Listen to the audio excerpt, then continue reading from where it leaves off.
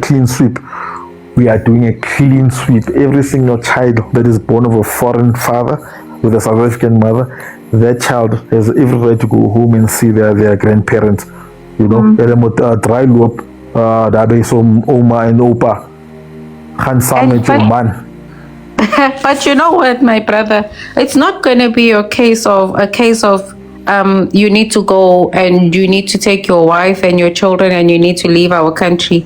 There's going to come a time, guys, where we're going to be forced to unalive our neighbors, our sisters and our brothers, because they are busy in bed with these people, and they are the enemy. Whether we want to admit it or not, they are the enemy.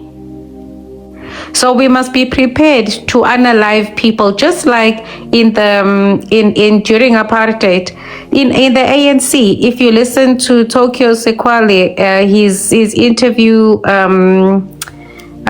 with Sizwe on SMWX, they were unaliving each other, because the one was being labeled Pimpi, and then they were told, don't trust this one, don't trust this one. So people were unalived left, right, and center. And if you didn't put a target on somebody's back, your target was going to be put on your back.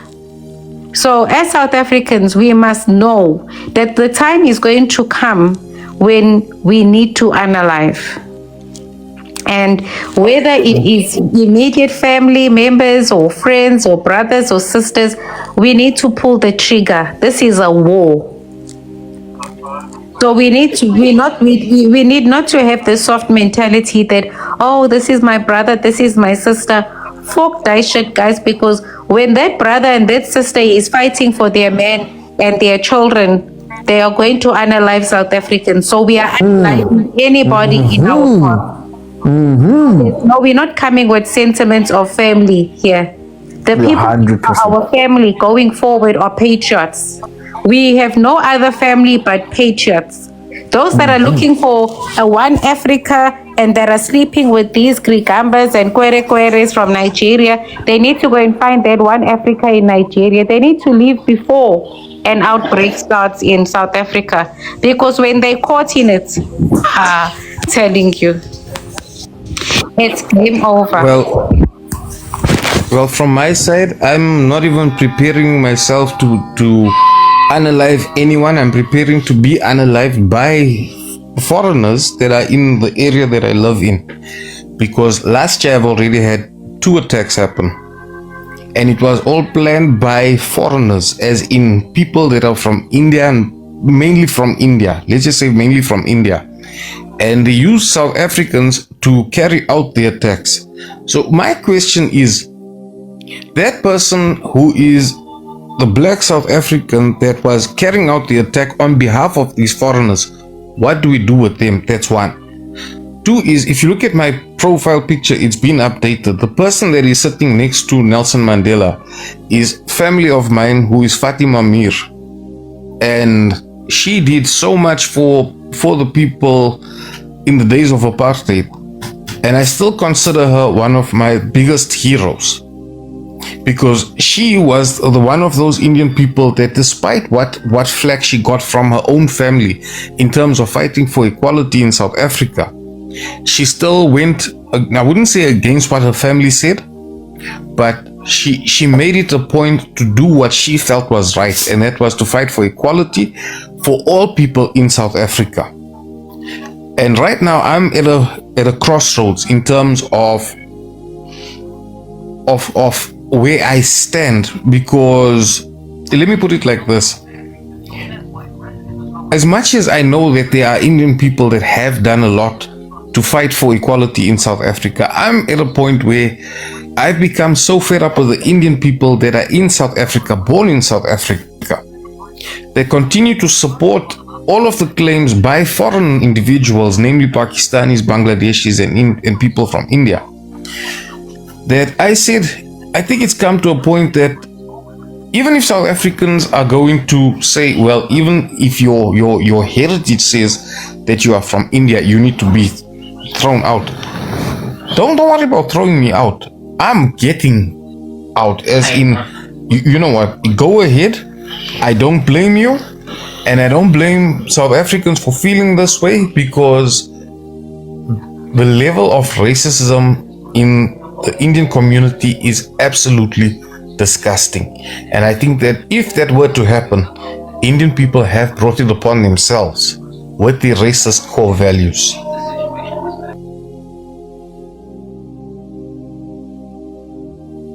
Okay, brother Maui, we can see that. Yeah, it's been a while anyway. We will welcome you when you come back, brother.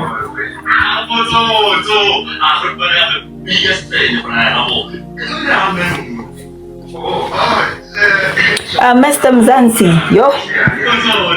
those attacks are so scary, you know, being unalived by the people that you feed also, because I've seen your work and you're doing a great job, my brother. Keep it up, you know, and I pray that you get some helpers and some sponsors, some funding to continue with your beautiful job, you know. So when we say that we are ready to unalive each other, you know, it's because of this. You see now the attacks that you are having, you know, it's bad, so scary, and it takes the community to a frightened man. Sorry about the noise. Yes, so my brother, the situation is very bad, and the fact that you are staying right close to them, that worries me a lot. Yeah, but you know, as the old song goes, you know, when Johnny Clegg sang Impi Wonansinyeza Ubani Bengtinta Mabubesi. That's exactly what I am, Mabubesi. If it means I must be unalive, I'm going to. It's fine. I don't mind. This is my country. And if I'm going to be forced to live in another country by South Africans because South Africans are too afraid to unalive me, then so be it. I will go live in another country. Otherwise, if it comes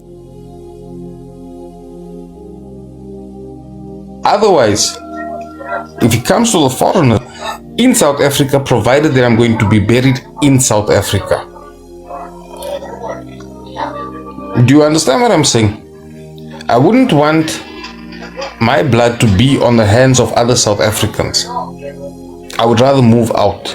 If the temperature towards Indians has not calmed down or not simmered down, then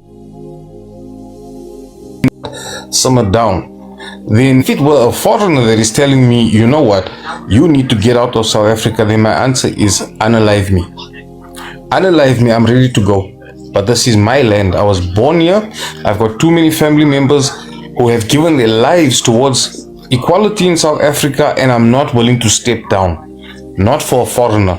Not for someone who was born in, even if it is somewhere like Malawi or in Tanzania or one of these countries where I can see clearly these people claim African brotherhood, but there is no sense of brotherhood within them. Zero. And I say this because, you know, for the years that we've been doing this, for me personally, it's been 15 years. We've had South African Indians that have sponsored us. We've had colored people that were South African that have sponsored us.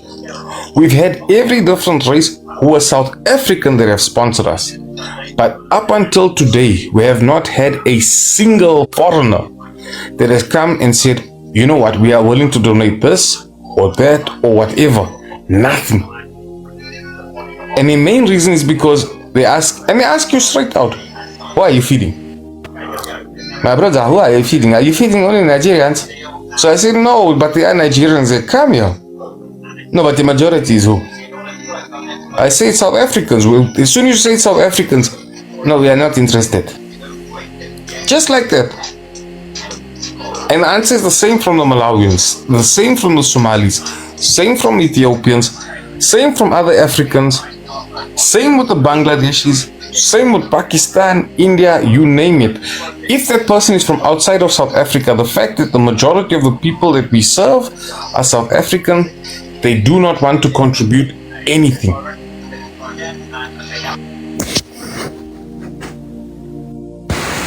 Ah, my brother, it warms my heart the way you speak, There is this guy called Nero. I don't know if you've ever experienced him or saw him on the platforms.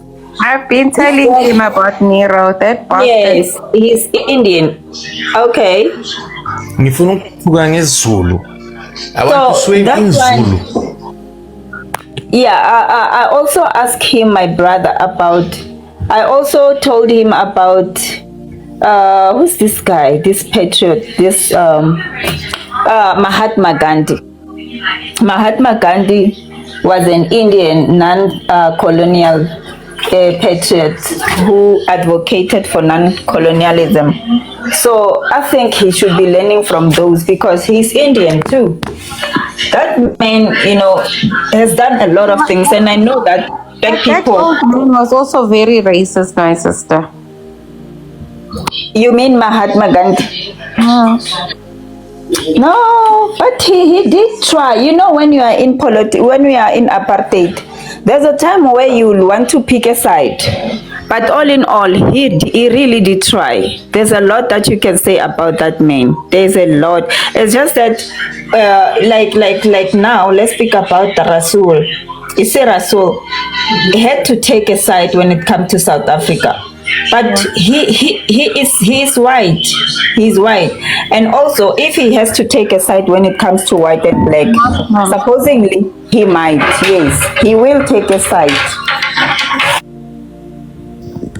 Centered, my sister, what, honestly, I've paid attention to what is really happening in South Africa in terms of South African Indians versus the Indians that are coming from outside of South Africa. And the only prevalent racism that I can see within the Indian communities, for the most part, if you go to Northwest, the Indian communities mix with everyone. You go to Limpopo, it's the same. You go to let's just say Gauteng, it's the same. We've learned how to integrate with others. But Durban is this hub. I'm talking about, let's just say, the southern part of racist behavior. That is what is happening in Durban. They expect it to be that Africans should just be accommodating to their racist behavior. And for me, it doesn't work that way. If you want to be racist, you want to practice your racism, feel free to do it in India amongst your own people. And this Nero, I still haven't found his link. I haven't found out who he is or anything. And I do want people to send me his link because I want to just take one look at him and I'll tell you exactly where his insecurities come from. Maybe, and like I said, I haven't seen him. Maybe the guy's complexion is actually darker than that of what an African person's complexion is, and that is why he feels so insecure within himself, and that's why he's got to make these racist statements in order to feel superior over African people.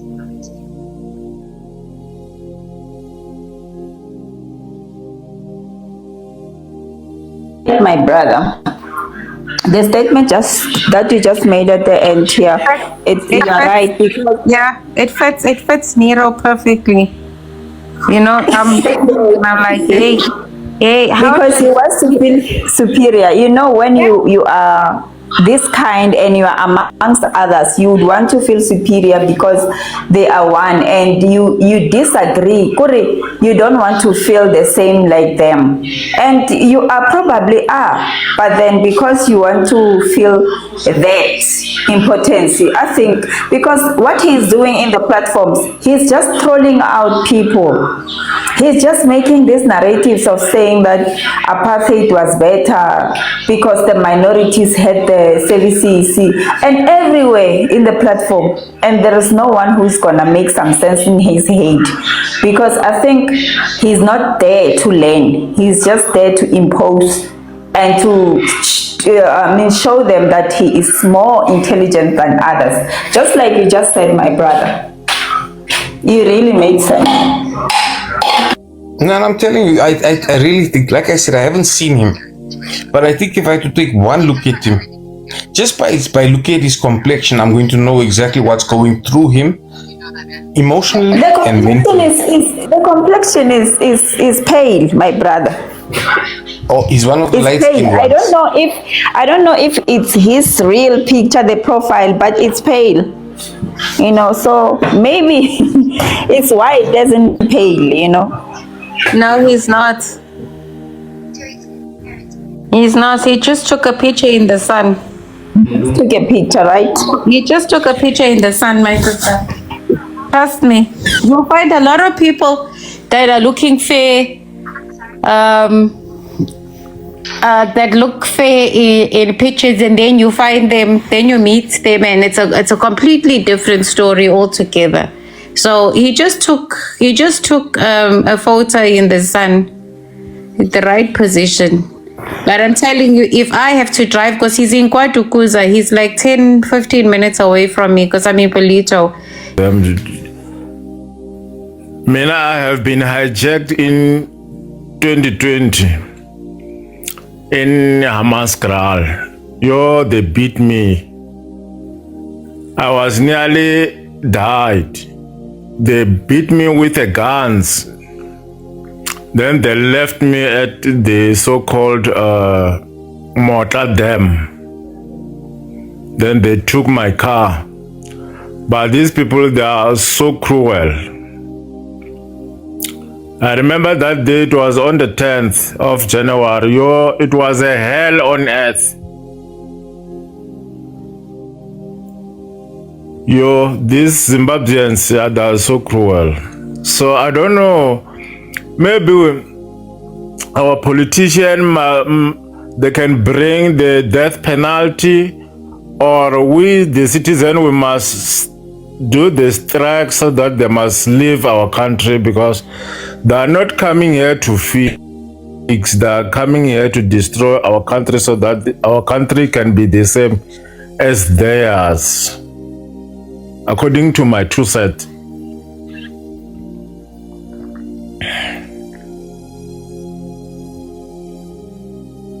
Oh, Nkosi yami baba, sibonga impilo kodwa as long uphila, you know, I think that's what is more valuable, you know, your life above anything else. Yeah, no, those people are very, very, they have no disregard for any human life whatsoever, you know. If Zimbabweans were to rob you, or if bangangena endlini ni khona, it's going to be hectic. You know, those people, they would stand on bridges and throw rocks. You know, they will stand they will hide in bushes and put spikes on the road. And it's not that we've got a government that doesn't know. They do know. I mean, I think even maybe I'm a police station around those areas where these things happen a lot. I'm sure they are receiving those cases in numbers. We just also have a government that lacks the will to combat these problems that the citizens are facing. So, sorry about that, Baba, but Sibonga nje impilo. Is it? I couldn't pronounce this name. The guy with the sports car, is it Napali, or is that your name? Napali. Yes, hi. How are you? We're good, and you? I'm good. Yes. I hear this, it's a topic for the crime. Yes. The crime is dangerous in here in South Africa. Where are you from? Now, me. I'm from here. Where? In Eastern Cape. You are from here, staying in Eastern Cape? Yeah, I'm from Eastern Cape. Okay, no, go ahead, Baba. But now I'm here in Cape Town. Okay. The thing is, for